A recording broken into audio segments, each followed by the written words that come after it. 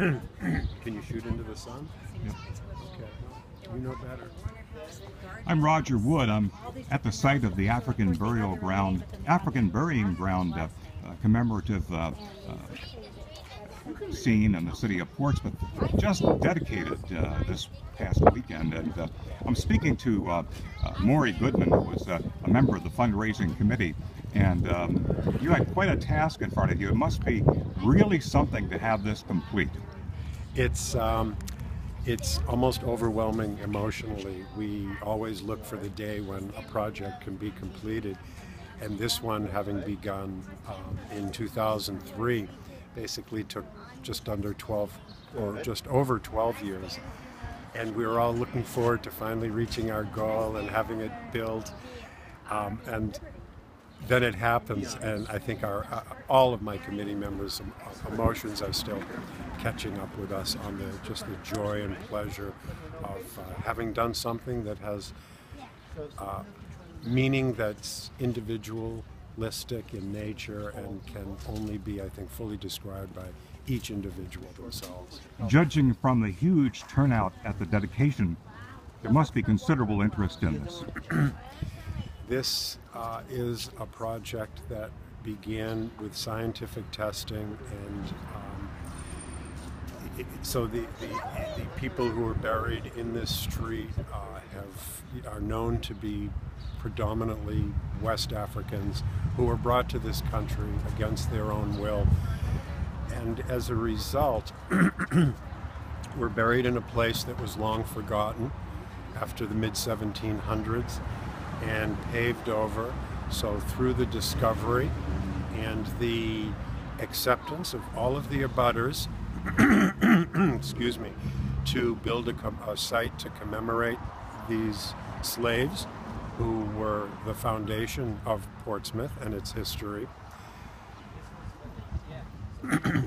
What we feel this has done is bring Portsmouth to a level that can be emulated in many other areas of the country, where we hope for cultural and religious and ethnic differences to disappear, and where we treat each other with respect and dignity that we all deserve. This is a relatively slower day than, of course, the huge turnout that I observed at the dedication. What would you expect that regionally and even nationally this will eventually develop some real interest? We strongly believe that this is going to have not just an impact for the city of Portsmouth and the state, but over time, New England and the United States, and international significance, where people can come over and just feel what they've wanted to feel for so very long. We had someone here from Ghana yesterday who didn't realize this was happening and was so excited and moved that he called the government of Ghana and asked them to put it on the public television, the government-run television station. So we think that over time, as word gets out and people talk about the emotional impact of visiting the site, that there'll be more and more visitors who come here specifically for this and everything else that Portsmouth has to offer. Was it a hard sell at all to get the neighbors to back this?